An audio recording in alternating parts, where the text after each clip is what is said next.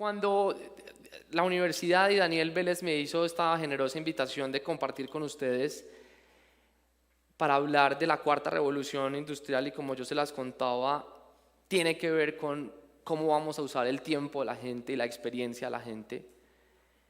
Hay una persona que Manizales y Caldas, en mi opinión, se tiene que sentir orgullosa, porque a nivel internacional, siempre que uno va, primero mi abuela, cuando me preguntaban que de dónde no había nacido, yo decía, yo nací en Pereira, y mi abuela decía, no, usted nació en el viejo Caldas, nació aquí.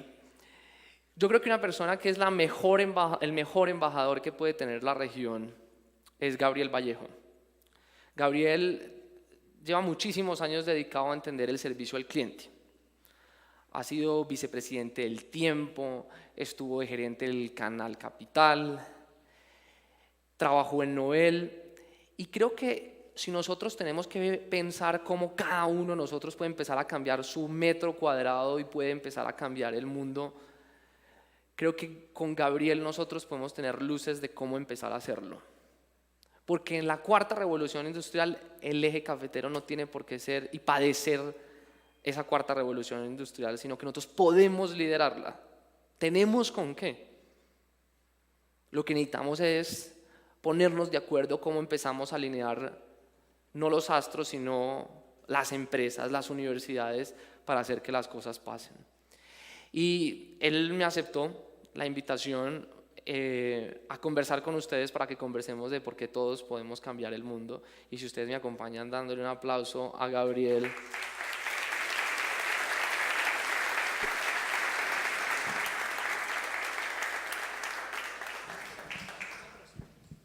Don Gabriel. Buenos días para todos. Buenos días, muchachos, con ganas, como si estuviéramos acá. Buenos días nuevamente. Pues un saludo muy especial. ¿Nosotros nos van a poner unas sillitas o esto es así paraditos? Pues como aquí. Muy bien. Un saludo muy especial, un agradecimiento obviamente primero a esta universidad tan maravillosa. Ahora que veníamos con Juan caminando, veíamos que esta universidad, de las que yo conozco, tiene una sensibilidad especial por la naturaleza, las matas, las flores, cosas que para muchos pueden pasar desapercibidas, pero reflejan mucho el sentimiento de quienes tienen la convicción, como nosotros, que en lo simple y sencillo de la vida es donde está el encanto de lo que nosotros hacemos. Y yo me siento profundamente honrado de que mi gran amigo Juan me haya invitado a este conversatorio, que más que un conversatorio es un diálogo informal. Y más allá de lo que Juan representa en el mundo como copresidente del Foro Económico Mundial, como el tema de los puestos que tiene, ser profesor y demás, pues me parece que Juan David representa el sueño de lo que muchos quisimos ser o hacer en la vida.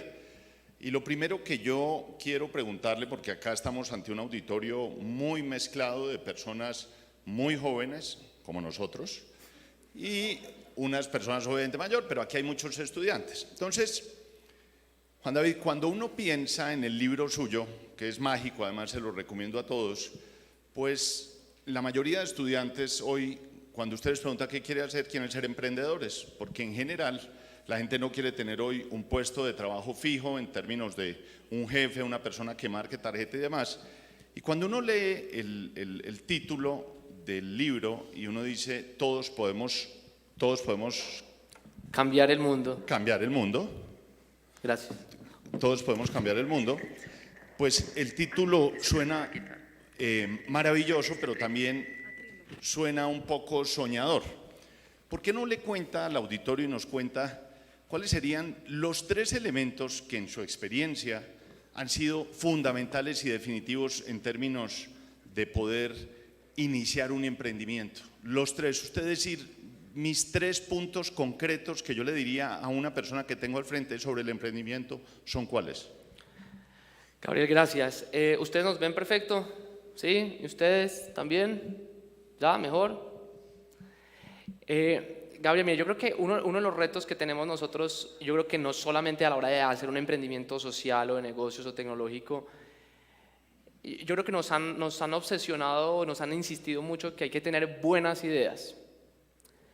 Y yo creo que el principal problema que tiene o que tenemos nosotros es que nos enamoramos muy rápido de las ideas. Y entonces no sé si les pasa como que uno tiene como lo que yo llamo un chispazo de creatividad y entonces uno está en el baño y dice esto es lo que tengo que hacer y al otro día arranca y se lo empieza a vender a todo el mundo y tengo una idea y tengo una idea y tengo una idea. Y yo creo que el problema que tiene eso es que hay ideas que no resuelven ningún problema. Y creo que parte de la conversación de Todos Podemos Cambiar el Mundo y en el libro es porque todos nos deberíamos obsesionar en resolver problemas y ser muy buenos resolviendo problemas. Porque a uno lo contratan o le pagan en la vida profesional, sea emprendedor o esté trabajando en una organización, es porque uno sabe resolver problemas. A uno no lo contratan porque, oiga, qué buena idea tiene. A uno lo contratan a usted es bueno para qué, qué problema usted resuelve. Y yo creo que si la primera cosa que yo diría es, uno se tiene que obsesionar con problemas. ¿En qué sentido? En que, por ejemplo, si alguien quiere mejorar la movilidad, no debería enamorarse de la aplicación que se le ocurrió, sino precisamente del problema de la movilidad. ¿Cómo lo va a resolver? Esa sería la primera. Lo segundo, y Gabriel que tiene un libro sobre el servicio con pasión.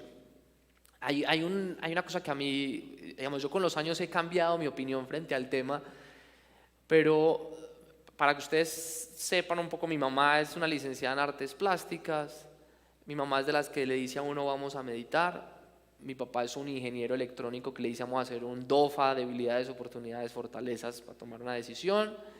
Y en la mitad está usted. Y en la mitad, en esa locura. Y entonces, digamos que los dos, me acuerdo que eran muy insistentes con mi hermana y conmigo, era que no fuéramos apasionados. Y yo creo que eso con la vida pues nosotros lo hemos ido cambiando con opinión, pero es bien particular, es porque a todos nosotros nos han dicho que la pasión es fundamental, ser apasionados, ser apasionados, ser apasionados. Y un día mi papá en ese momento era Encarta, me dijo vamos a meternos a Encarta, pero ustedes lo pueden hacer en su celular ahorita. Si ustedes buscan la definición de pasión en Google o en la RAE, la primera definición de pasión es el arte de padecer. 1, 2, lo contrario a la acción. Entonces cuando mi papá me dijo eso, yo lo miraba como, era raro porque en el colegio siempre me insistía, encuentra tu pasión, busca tu pasión, y creo que vivimos en una sociedad alrededor de la pasión. Y mi papá me dijo, mire Juan, yo creo que la pasión es como la cafeína, eso usted entra con ella, pero eso se va a acabar en algún momento. Hay días en los que usted no va a tener pasión, hay días en los que usted va a amanecer como con una nube gris arriba que va a decir quédese quieto. Si usted se concentra en identificar el para qué lo está haciendo, es decir, si usted encuentra las razones correctas de por qué lo está haciendo, que eso hoy en día pues lo llaman el propósito, usted se va a levantar en los días grises y lluviosos a pesar de que no tenga pasión. Y creo que eso ha sido fundamental a la hora de hacer cosas, y es porque a la hora de crear o emprender o todo, cuando uno arranca es con el propósito primero y no si uno está apasionado, creo que tiene más gasolina para llegar al final. La mayoría de mis amigos que se han casado y que muchos se han separado, cuando yo les pregunto por qué, dicen no, se nos acabó la pasión. Y cuando uno empieza a mirar nosotros tenemos un reto con la definición de pasión porque creo que entendemos una cosa a veces distinta cuando podemos estar hablando de entusiasmo. Esas serían 2. Y la tercera, yo creo que tiene que ver con la sostenibilidad en varios puntos. El primero es que el principal oxígeno que uno tiene en la vida llega a través de su nariz. ¿Y qué quiere decir con eso? Es que uno primero se tiene que poner la máscara de uno. Y usted que me ha acompañado en liquidaciones de proyectos, a veces muchas veces a los otros primero que a nosotros mismos en los emprendimientos. Entonces contratamos gente y primero le pagamos a todo el mundo antes que a nosotros. Y creo que eso es un fracaso. Yo creo que ahorita, que en la mitad de un proceso que usted lo conoce, que estoy liquidando una organización, me di cuenta que el principal fracaso fue ese, de no poner mis honorarios y mis pagos al principio dentro del costeo y el flujo de caja. Y eso tiene unas implicaciones importantes, es porque si uno no es sostenible, es decir, si uno como persona no es sostenible, si uno no sabe eso cómo se va a financiar, desde el punto de vista financiero, eso va a fracasar. Pero también tiene que ver con la sostenibilidad de los talentos, que muy poco se habla. ¿Qué significa la sostenibilidad de los talentos? Y es cuánto tiempo le estamos dedicando a entrenarnos y a entrenar a la gente con la que trabaja con nosotros. El reto frente a la cuarta revolución industrial, en mi opinión, es aprendizaje constante. Netflix funciona a través de suscripciones. Uno paga mensualmente suscripción mensual. Y yo creo que parte de lo que va a pasar en la educación en los próximos años es que se va a volver un modelo de suscripción, o anual o mensual, donde uno pague por ir a la universidad y salir y volver y salir y volver y salir. Porque necesitamos aprendizaje constante. Y entonces ahí me hablo de la sostenibilidad del talento. Y la otra de esa sostenibilidad tiene que ver que en un componente es la sostenibilidad con el entorno. Y eso es una obsesión desde lo que nosotros hacemos es, cuando uno hace las cosas por las razones correctas, uno no le hace daño a los otros. Eso significa que uno tiene que evaluar muy bien cuál es el impacto que cada acción que uno tenga impacta el medio ambiente o el agua, y pues creo que serían como esos tres cosas para emprender. Hay un tema que a mí toda la vida me ha apasionado, sobre todo en los últimos 15 años, que es mirar las personas que uno ve como ejemplos en el resultado. Es decir, cuando uno mira la historia de Bill Gates, cuando uno mira a Steve Jobs, cuando uno mira a Elon Musk de Tesla, como cuando uno ve esos grandes personajes que han logrado un éxito organizacional que la gente traduce normalmente en plata, que yo lo veo un poco distinto. Y tuve oportunidad hace un par de semanas de escuchar en EXMA, la plataforma de marketing, al expresidente Obama de Estados Unidos, cuando le preguntaban qué le decía a sus hijas en términos de educación. Y una cosa que me llamó mucho la atención y es, él dijo, cuando Bill Gates, que hoy es uno de los 5 hombres más ricos del mundo, pensó en el tema de las computadoras, nunca se imaginó que su sueño era ser el más rico del mundo. Cuando Jeff Bezos creó Amazon, su obsesión no era hacer dinero, sino prestar soluciones complementarias a la vida de la gente. Ese tema en el emprendimiento, que es tan complejo, porque obviamente emprender es mágico y maravilloso, pero emprender con hambre es bastante complejo, y obviamente en el proceso de la persistencia es donde la gente se retira muchas veces, porque la gente dice, no me está dando el flujo, no tengo plata, y normalmente la gente termina en actividades que no son. Acabamos de sacar un artículo de Gallup donde se demuestra que el 13%, solamente el 13% de la población colombiana es feliz en el trabajo que hace, y pasamos el 80% del tiempo en nuestro trabajo, con lo cual, ¿cuál sería el mensaje para los emprendedores, para la gente que quiere hacer empresa, que es complejo, que cuando uno lee la historia de estas personas se cayeron no una, 100 veces para llegar donde están? Su experiencia como emprendedor, como un ejemplo, como un líder, ¿cuál es? ¿Cuál es su superpoder? ¿El mío? Sí. Pues yo creo que mi esposa, porque me está viendo en este momento, ¿qué es lo que yo debía decir? No, yo creo que más que un superpoder yo siento que es la pasión con la que yo hago lo que hago, es el amor infinito con el que yo hago lo que hago. ¿Qué hace qué? Servir. Servir. Ese es su tema, ¿no? Exactamente. Y cuando uno mira como toda la gente que uno admira, piensen ustedes en la gente que admiren. Cuando uno va a los latinoamericanos que están haciendo cosas, en este momento con Henry Bradford, el rector del CESA, estamos haciendo un libro sobre cómo América Latina se está preparando para la cuarta revolución industrial desde la gente. Uno empieza a encontrar una foto, y es que la mayoría de las personas hicieron como dos cosas. La primera, tienen claro cuál es su superpoder, y eso es a veces complejo, porque si uno le preguntan cuál es su superpoder y si se lo preguntan así como yo, y uno dice cuál es, pero la mayoría de ellos no lo descubrieron meditando, sino haciendo. O sea, uno puede descubrir cuál es su superpoder haciendo. Y dos, es que la mayoría de la gente hizo sus negocios, su emprendimientos, sus proyectos alrededor de su supertalento. No se alejó de eso. Entonces usted ve, por ejemplo, una emprendedora como Jimena Bravo, que usted conoce, que dice su talento es conectar gente para hacer marketing. Entonces ella tiene una empresa gigante de BTL, pero conectada a lo suyo. Y ustedes miran, cada uno está juntado con esas dos cosas. Y lo mismo los profesionales más exitosos. Porque eso también es igual de importante, la gente que está dentro de una compañía o una organización. Es gente que logró encontrar ese superpoder y a partir de ese superpoder montar como cuál es su valor agregado. Y yo creo que el reto que tenemos como a nivel educativo y a nivel social es a la gente empezarle a insistir eso.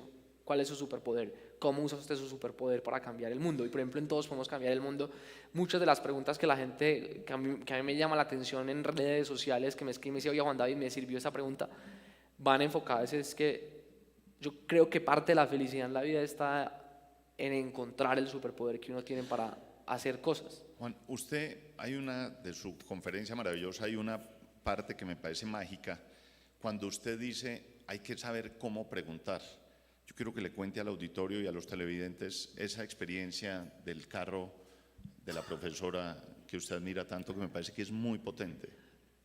Hay una profesora que se llama Ellen Langer, que ha tenido muchos experimentos sociales para incentivar la innovación. Y la profesora una vez les presentó en su primera clase, un auditorio de 70 personas, la foto de una persona que estaba en silla de ruedas. Y le dijo a sus estudiantes, ¿puede esa persona manejar? Persona que te había perdido manos y pies. Entonces todo el auditorio le contestó, no, imposible, no, imposible. 8 días después en la clase la profesora Ellen Langer, la misma foto, les hizo una pregunta. ¿Cómo puede esta persona manejar? Y ustedes buscan en Google la cantidad de soluciones que se le plantearon a la profesora Langer de cómo una persona que ha perdido manos y pies podía manejar. Y yo creo que parte de los problemas de innovación sociales en la vida, de pareja, todo, tienen que ver con que uno no cambia la pregunta. Uno se queda si se pueden o no se pueden hacer y no pasa al cómo lo hago. Y en la historia, por ejemplo, el presidente Kennedy, cuando el presidente Kennedy llegaron, insistió, ya le había dicho a todos los Estados Unidos que el hombre iba a pisar la luna. Se reunieron en el Salón Oval de la Casa Blanca y le dijeron, presidente, es que no sabemos si esto se puede hacer. Y él dijo, no. Y la transcripción es súper interesante porque él dice, en esta sala, en esta oficina no vamos a discutir si se puede o no, sino cómo se puede hacer. Y yo creo que cuando uno empieza a cambiar como el chip del cómo se puede, pasan cosas. Por ejemplo, nosotros, una emprendedora social nos buscó y nos dijo, oiga, yo recojo libros en buen estado para jóvenes en Colombia. Y nos dijo, y nosotros pues que tenemos como un modelo para asesorar a emprendedores, nos obsesionamos con esa pregunta, ¿cómo hacemos que esta emprendedora recoja más libros de manera más rápida? Y llegamos a una solución muy fácil que implementamos y era cada vez que alguien pidiera en domicilio una hamburguesa o una pizza, se le decía al domiciliario, en el call center, que le preguntara a la persona si en su casa tenían un libro en muy buen estado y si sí lo mandaran con el domiciliario. Ustedes lo buscan en Google, ¿cómo nos fue? 35,000 libros recogimos a punta de cambiar la pregunta. Entonces yo creo que el tema de cambiar la pregunta va unido también a otra y es a un mensaje de WhatsApp que usted sabe que genera mucho miedo, pero si quiere hablamos de eso más tarde. No, el mensaje dice, necesito que hablemos. ¿Sí o no? Y es porque yo no sé si les ha pasado, pero ese o los derivados de ese necesito que hablemos o tenemos que hablar, cuando uno lo recibe en WhatsApp, parece que nos diera como un susto el berraco. Y yo creo que tiene que ver porque nuestro sistema social y educativo no nos ha enseñado a tener conversaciones difíciles. Y las conversaciones difíciles son súper importantes para poder que tengamos cambios. Tenemos que hablar. Si a mí me preguntaban, Juan, ¿cuál es su obsesión? Y es que yo a la gente literal le mando mensajes, dicen, tenemos que hablar. Todo el mundo dice, ya lo llamo. Y casi siempre, nunca es realmente para tener una conversación difícil, sino porque yo creo que el peor disfraz para los colombianos es el de tenemos que hablar. Y uno lo ve desde el punto de vista social, el Día de la Madre, el día más violento de Colombia, donde más gente se muere cuando uno mira las cifras en la fiscalía, tienen que ver con entre familiares, hermanos, primos, amigos. Cuando ustedes indagan en los que fueron lesiones no fatales, tenía que ver con conversaciones pendientes.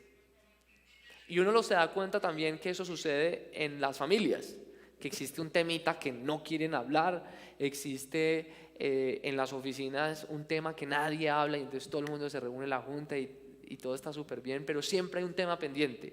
Y yo creo que gran parte de poder nosotros prepararnos para la cuarta revolución industrial, empezar a preparar el sistema educativo, lograr prepararnos nosotros en lo que necesitamos, tenemos que obsesionarnos en tener conversaciones difíciles. Y las conversaciones difíciles literal sí son incómodas, sí generan un vacío en el estómago, pero uno tiene que, en mi opinión, yo creo que nos pasa mucho que algunos somos como los tiburones frente al tenemos que hablar, y es que nos dicen tenemos que hablar y queremos morder o atacar a la persona que nos dice eso.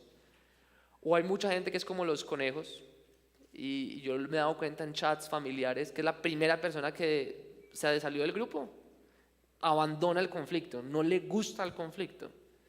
Y yo creo que parte del reto que tenemos hoy en día en nuestra sociedad es, si queremos cambiar cosas, es obsesionarnos a tener como una forma de ser más abejas, como son las abejas. Las abejas van al panal, se enfrentan al conflicto, vuelven y al final, a pesar del conflicto, siguen trabajando en equipo. Hoy necesitamos ser mucho más abejas para hacer que las cosas pasen. Juan, en la experiencia, cuando yo me siento a hablar hoy en día con muchos emprendedores que han hecho negocios maravillosos, emprendimientos mágicos que uno admira, hay dos temas que a mí personalmente me preocupan infinitamente. Uno, que es al tema al que yo me dedico, es que en general el concepto del servicio es muy bajo, la percepción. Tenemos gente maravillosa para inventarse y crear una idea, pero en la ejecución, en el tema del servicio, tienen enormes retos. Y dos, el tema gerencial, el tema del management, porque son personas que le han dedicado gran parte de su vida a diseñar una idea, y estamos muy lejos de que la idea no solo sea una realidad, sino sobre todo que se gerencie y se mueva. Cuando usted nos explica lo que está pasando en la transformación y lo que va a pasar en la pérdida de empleos, yo tengo la convicción que por más tecnología que haya, jamás la interacción humana va a ser sustituida completamente, porque creo que el encanto del servicio y de la humanidad está en la interacción con el otro. ¿Qué le podría usted decir o le podríamos decir a estas nuevas generaciones en términos de esos dos temas? El tema de la importancia del servicio, la importancia del cliente, el tema gerencial, el tema del trato a la gente. ¿Qué nos puede decir sobre eso? Gabriel, yo creo que el tema principal de la cuarta revolución industrial que yo les mencionaba ahora, el tiempo. O sea, esto se trata sobre una guerra del tiempo, es decir, yo quiero tener el tiempo suyo, el tiempo. Y esto se va a volver una batalla por tener el tiempo de los demás, por lograr la atención de los demás. De eso se va a tratar la cuarta revolución industrial, frente al tener un tema en línea o tener un tema físico.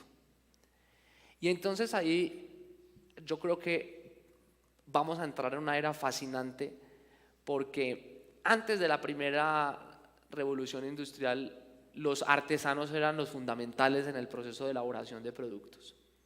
Y el artesano hacía un producto diseñado para el usuario, pensando en el cliente, se lo tenía que hacer personalizado.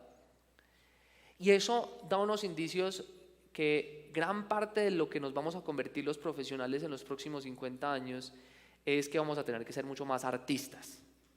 ¿Eso qué quiere decir? Es que vamos a tener que generar productos y servicios que la gente quiera que yo le haga, porque yo quiero tener toda la atención suya. Y entonces eso va a permitirnos a nosotros que, si ser artistas va a ser lo esencial, el servicio va a ser fundamental. Hay gente que dice que con inteligencia artificial se podría repetir cualquier obra de arte del mundo, pero nadie se le ocurriría decir que una obra de Picasso o de Miguel Ángel no tiene un valor mayor que una obra producida por inteligencia artificial. Y la pregunta es ¿por qué? ¿Por qué le damos más valor a una obra hecha por Miguel Ángel que la hecha por inteligencia artificial? Gran parte de la respuesta es porque eso lo hizo un humano, lo hizo un artista. Y gran parte de lo que a nosotros nos van a buscar profesionalmente va a ser por qué lo que yo hago que tiene un superpoder, pero tiene un valor agregado que lo hace único y especial. Porque si lo que uno hace lo puede hacer una máquina o lo puede hacer un algoritmo, ¿para qué lo hace uno? Entonces, cuando uno mira, por ejemplo, lo que está pasando en la Universidad de Columbia, en la Facultad de Derecho, están pasando cosas bien interesantes y se están dando cuenta que sin duda la inteligencia artificial va a contar todo sobre el código, los códigos. Pero los están entrenando en, adivinen qué profesión, en psicología. Porque se tienen que volver muy buenos en a su cliente acompañarlo durante el proceso, ayudarle a manejar su mente durante un proceso de litigio. Lo cual, ¿qué se volvió lo importante ahí? No era un tema de servicio al cliente. O sea, el abogado se volvió el mejor en servicio al cliente. Y está pasando en todas las profesiones. Cada vez más los grandes artistas que conocemos están dedicados ellos mismos a generar tribus.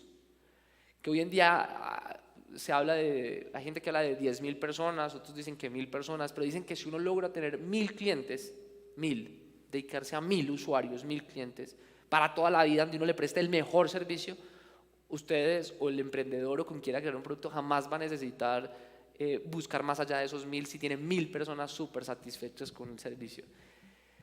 Entonces, esa transición es rara porque hoy en día la máquina van a poder producir muchas cosas, pero jamás va a reemplazar al humano a la hora de hacer valor agregado tipo artista, y ahí es que el servicio al cliente va a ser fundamental. Y usted me lo ha dicho muchas veces, en muchos hoteles, y no en el Hotel Estelar, aclaro, en muchos hoteles, cuéntenos qué es lo que pasa en los hoteles, qué es lo que pasa en la mayoría de los hoteles en Colombia y en América Latina cuando uno sale del hotel. A mí me impresiona mucho, yo hago pues checkouts 5 días a la semana y mi experiencia siempre es la misma, salvo en el Hotel Estelar.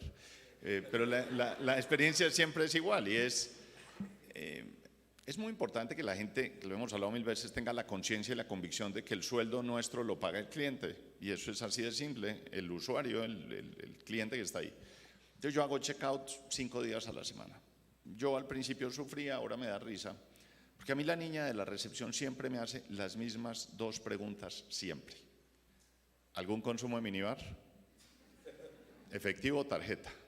Punto. A nadie le importa si dormí bien o mal, pero lo peor, nadie me pregunta si voy a volver. Volver, que es ni más ni menos que soy yo, el usuario, quien le gira la quincena, a la gente no le interesa, porque el tema del servicio, como lo hemos hablado con Juan, pues es un tema prioritario, pero bastante distante del mundo real. Pero pasando a un tema que me parece que para el auditorio puede ser muy importante. Los jóvenes de hoy que están aún en universidad, yo escucho a mis sobrinos, los familiares de mi esposa, de mi hermano y demás, que le preguntan a la gente si debe hacer un posgrado, un MBA o no, por obvias razones, porque quien termina la carrera hoy dice, pues tengo a un clic literal el MBA que yo quiero.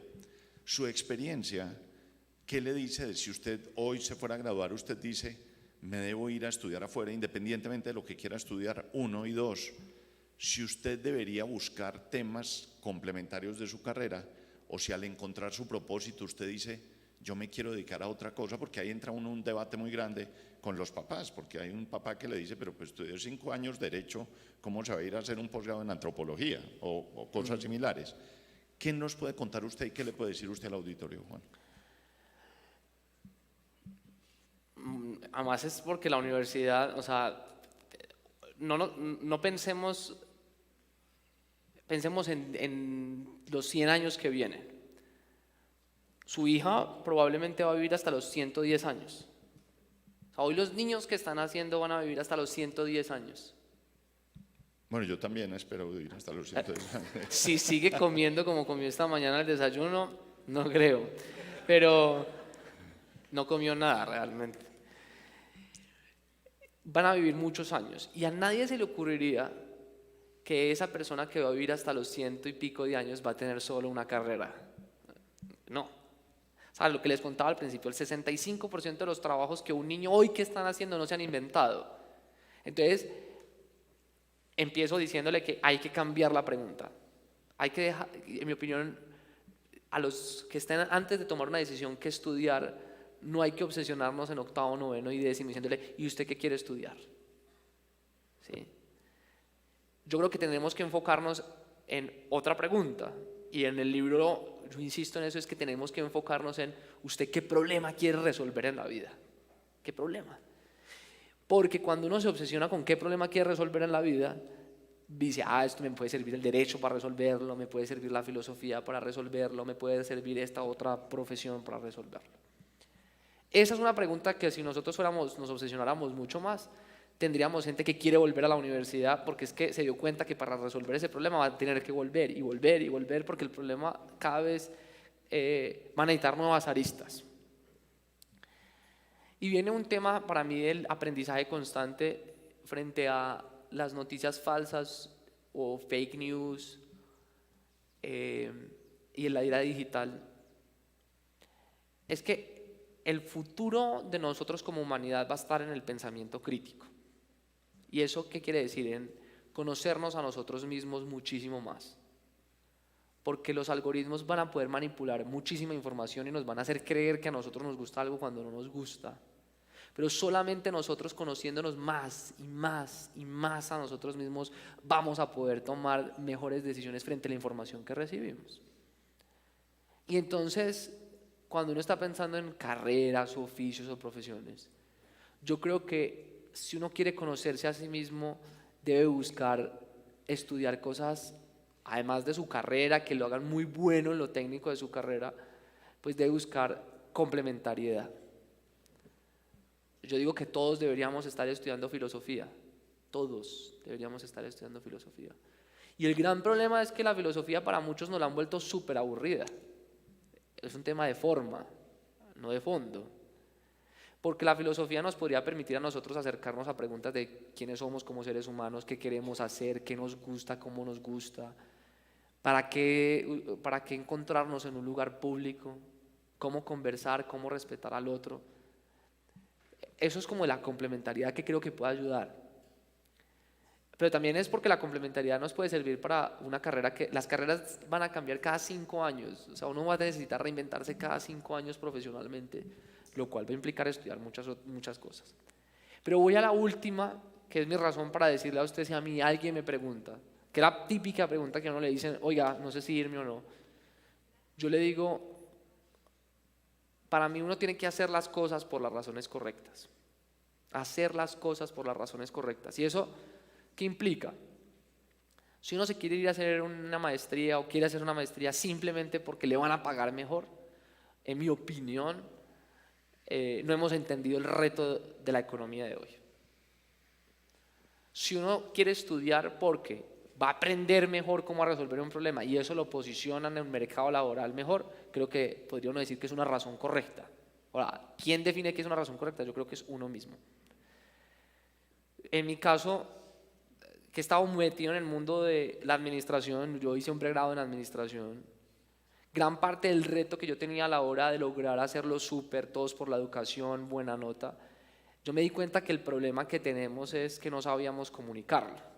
No sabíamos nosotros engancharnos con las audiencias y así lograr generar lo que queríamos. Hoy en día, por ejemplo, LoSuper, que es la plataforma nuestra de losuper.org, tiene un screen time, o sea, un tiempo en pantalla de 38 minutos. Es decir, una persona invierte 38 minutos en la plataforma. Y eso lo hace porque nosotros combinamos entretenimiento, educación y tecnología. Y entonces usted me dice, ¿y usted qué estudió? Por ejemplo, mis posgrados, me gané una beca Fulbright para estudiar periodismo en la Universidad de Columbia.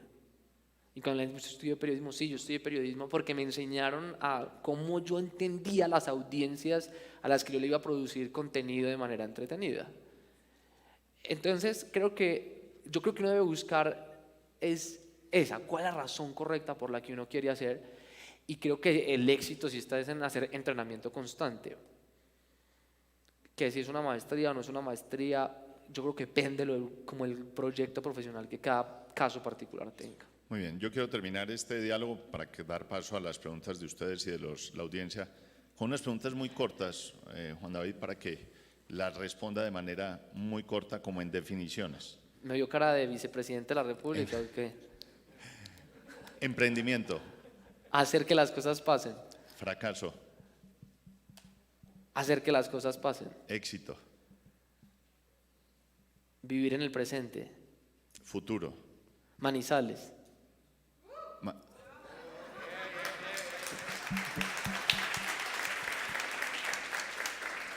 Persona que más admira en la vida. Mi hermana. ¿Por qué? ¿Me da unas palabritas? Sí. Bueno. Miren. Quiero hacer un paréntesis. ¿Qué hubo? No, porque recojo un poquito, le quito el tiempo a una pregunta. Hay una anécdota de Juan que me impresiona mucho cuando él habla acerca de la relación de su mamá con su hija, de la forma de comunicarse. Yo quiero que usted les cuente eso porque me parece que tiene un tema muy de fondo para todos nosotros. Miren, yo creo que uno de los problemas que tenemos hoy en día y tienen que ver en las empresas y en el sistema educativo, tiene que ver con que, como ya les decía, nos falta empatía, pero yo creo que nos falta empatía con algo muy básico. ¿Cuántos de ustedes les gusta recibir notas de voz de más de 1 minuto y medio en el celular? Bueno, nadie lo alzó. Ahora les voy a preguntar, ¿cuántos de ustedes mandan notas de voz en WhatsApp? No, pues, bueno, entonces, gran parte del problema que tiene mi hermana y mi mamá es que a mi mamá le encantan las notas de voz y mi hermana las detesta. Y entonces entre ellas dos nunca se han puesto de acuerdo en algo que yo le insisto a los equipos de trabajo, y aquí están varios de ellos, que yo les digo, venga, ¿cómo es que a usted le gusta comunicarse? ¿Cómo es que a usted le gusta? No, a mí yo soy visual, yo soy kinestésico, yo soy auditivo. Y yo me he dado cuenta que entre más claridad uno tenga con su novia, con su novio, con la gente, cómo es que le gusta comunicarse, uno tiene mejor relación de trabajo. Porque a veces no le preguntamos y no sabemos. Yo les pregunto a ustedes, ¿ustedes saben la persona que más quieren, con la que más comparten, saben ustedes en WhatsApp cómo es que le gusta? Y yo creo que mi experiencia me ha indicado es que no sabemos cómo a los otros les gusta que se comuniquen. Un estudio en el hospital de Boston, se han hecho estudios de los pacientes y médicos, los médicos mejor evaluados. Y los médicos mejor evaluados son aquellos que le hablan a los pacientes en el lenguaje y la forma en cómo ellos aprenden. Y entonces uno va a un hotel y en el hotel jamás se preocupan si uno es visual, kinestésico o auditivo. No, él le habla de una sola forma. Nunca le dicen, señor, le explican con dibujito. Gran parte del reto de nosotros es que tenemos que aprender a entender al otro muchísimo más. Y el problema de ellas dos, y creo que el problema de muchos de nosotros en WhatsApp, que es por donde nos comunicamos, es que no sabemos al otro cómo es que le gusta. Muy bien. ¿A usted cómo le gusta? Por WhatsApp. WhatsApp. Nota de voz. No, el que está entrevistando soy yo. Bueno, hágale. Ani, para terminar, 2 temas muy importantes. Entonces mi hermana, le voy a contar lo de mi hermana. ¿Sí? Claro, sí, sí. Porque si no me va a ver y me va a decir, usted no dijo por qué. Mire, mi hermana es un personaje espectacular porque por aquí está, ¿dónde está Luisa? Allá está Luisa, una de las mejores amigas de mi hermana, Luisa Escobar. Mi hermana, cuando nosotros vivíamos en Manizales, mi hermana seguía en ballet en Pereira. Yo tenía 8 años o 9 años. Y me acuerdo que esa mujer nunca se mareó, así mi mamá no la pudiera llevar a Pereira. Ella, como sea, o cogía un bus o cogía lo que sea para ir a su clase de ballet en Pereira. A mí eso me parecía bien particular, yo decía, qué loca. Pero con los años me di cuenta el poder de la disciplina. Nosotros tuvimos una crisis económica muy brava en el año 99 y mi hermana en ese año se graduaba del colegio y quedó de los mejores ICFES del país. Y en mi casa no teníamos cómo mandarla a estudiar, no había cómo. Y ese año quitaron a Andrés Bello y ese año no dieron la beca de Ecopetrol. Y me acuerdo cuando mi hermana le dijo a mi papá, le dijo, Fresco, que yo voy a estudiar donde quiero estudiar y lo voy a lograr. Y yo verla, ya, wow. Esa no es mi era hermana. su hermana que está emocionada. Mi hermana consiguió los codeudores para estudiar, se fue a vivir a Bogotá Y yo un día fui a visitar a mi hermana años después y a mi hermana le tocaba coger 2 o 3 buses para ir a la universidad. Y hoy, 15 años después de eso, esto es una mujer profesional, exitosa, dedicada al tema de educación en los Estados Unidos. Y es una mujer que siempre, rumberísima, bailarina espectacular, buena persona, que me enseñó el valor de la disciplina. Y yo creo que nosotros, cada uno de los que somos hombres, tenemos a una mujer que admiramos mucho. Y yo creo que en este mundo que necesitamos hablar de equidad de género, es una responsabilidad, y hablo de nosotros como hombres, nos toca promover más mujeres,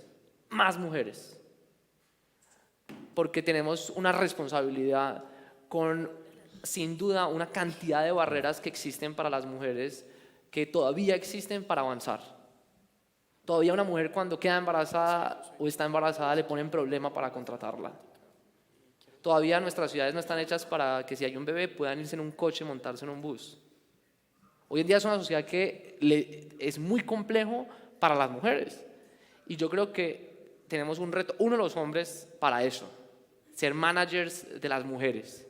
Porque hay unas viejas muy berracas y lo que necesitan es, en mi opinión, más gente que las promueva.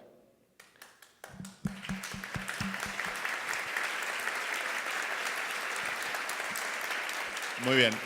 Simplemente para terminar, última pregunta. ¿El libro que más lo ha impactado en su vida? Libro. No tiene que decir uno de los míos, puede decir cualquiera. No. Oye, ¿tengo que ser políticamente correcto o no? No.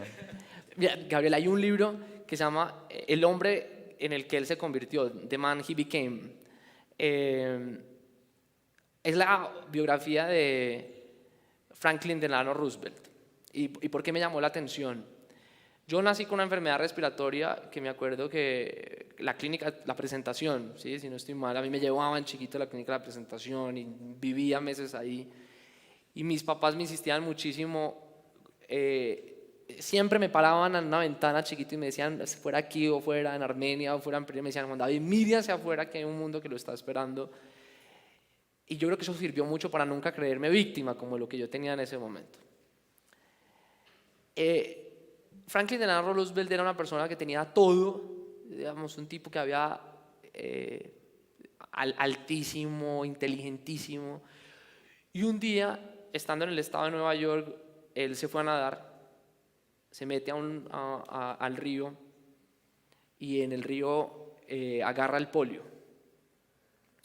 El polio terminó convirtiéndose pues, en un problema que le terminó haciendo una parálisis corporal, que a una persona que todo el mundo decía que iba a ser candidato presidencial, pues el polio en ese momento, una persona en silla de ruedas lo veían como una persona pues, como sin futuro.